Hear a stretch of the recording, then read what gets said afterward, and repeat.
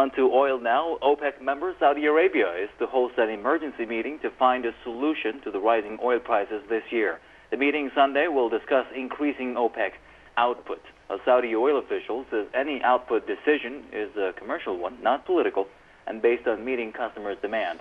Saudi Arabia blames oil price hikes on speculators, but the world's largest oil consumer, the United States, rejects the idea, claiming tight market conditions have heightened oil prices. The world's largest oil producer, OPEC, also blames a weak U.S. dollar for the rise in oil prices. OPEC already rejected an increase in its output.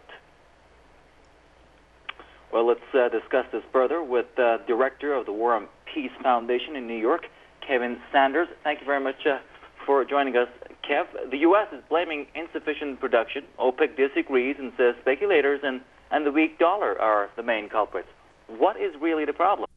Well, it's probably difficult to know, but it certainly is very strange that even when the price of oil goes up at the pump, somehow the oil companies themselves manage to make obscenely huge profits. So I think that there is some basis to believe that, in fact, the problem with the oil at least is as much due to the speculators as it is to the problems with the supply. And I think that has always been the case. And I think this is now becoming so blatantly obvious as people find themselves paying more than they've ever paid in their lives to fill their gas tank, while at the same time, the oil companies are making these huge profits. There's something that seems disconnected in that. And I think that's worth looking at more closely, as I think people will. As for what's going on, though, it is a demonstration of how fragile the whole supply of oil is, and how dependent the whole world has become on oil, and how urgent it is that the world gets off that dependence. So there's good news and bad. I don't know that much is going to come out of this meeting. There have been meetings before and there's talk, but it's not clear what's going to happen or how long it's going to take to happen, or indeed if anything is going to happen at all.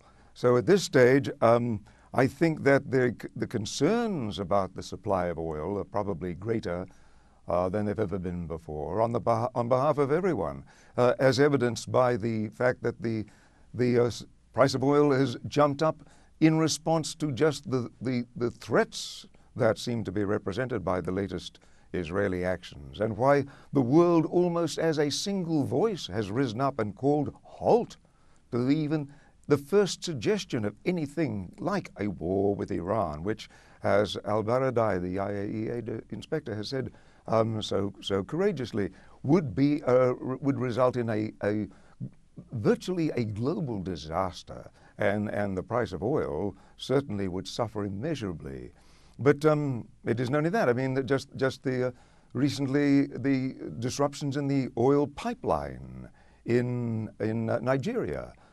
Oil depends on pipelines and tankers, and these are very vulnerable. The world has gotten itself into a position where it is in the grip of oil, and it is struggling to get out. And if that means that for a while the prices will go up, I think that's going to happen, and they may never come down again.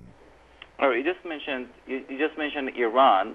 The country has played the oil card before, saying that the military action against it would drive up oil prices. Now the U.S. is apparently trying to get OPEC to increase output to cut prices, presumably to attack Iran. But if that happens, and as you just said, if Iran's exports come to a halt, someone will have to make up for that, which is not going to be easy. The question is, will that prevent an attack on Iran? No, I think that the world's concerns are now more clearly and urgently stated than they have ever been before, calling on the Bush administration and on Israel to step back from the brink of this threatened attack. I don't think there will be an attack, and I think to take your question, turn around, I think that the concern about the price of oil will be sufficient to prevent that attack, even though there are elements in both Israel and in the United States administration who would like to go to war with Iran. So are you saying that the threats of military action against Iran are that have been posed recently are not any different than the ones earlier, given that Iran's nuclear program is moving ahead steadily. And a New York Times article on the issue has caused a lot of ballyhoo. Yes, it has, and I think it is good that the New York Times has published this, and that this has become known so that it can be stopped in time. I mean, I don't know that anybody is speaking out openly in favor of what Israel seems to be planning to do. It is a long time since the world has been united as it has in opposing any such attack.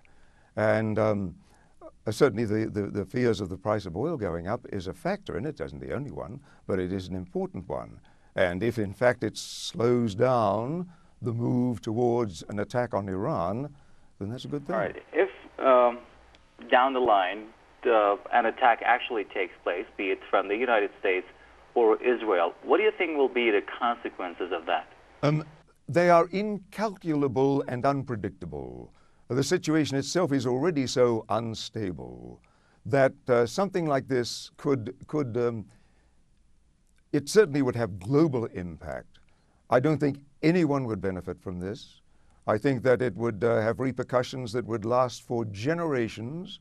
The chaos which is already rumbling throughout the Middle East would erupt in a dozen points, and the results are so unpredictable and so potentially disastrous that I think there is a cooling about the idea.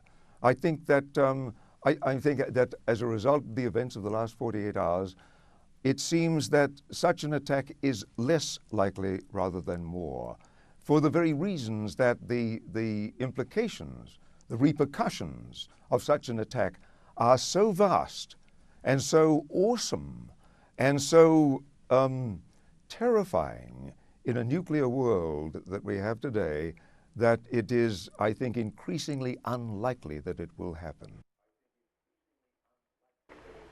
Well, thank you very much, Kevin Sanders, Director of the War and Peace Foundation in New York. Many thanks, as always. Thank you.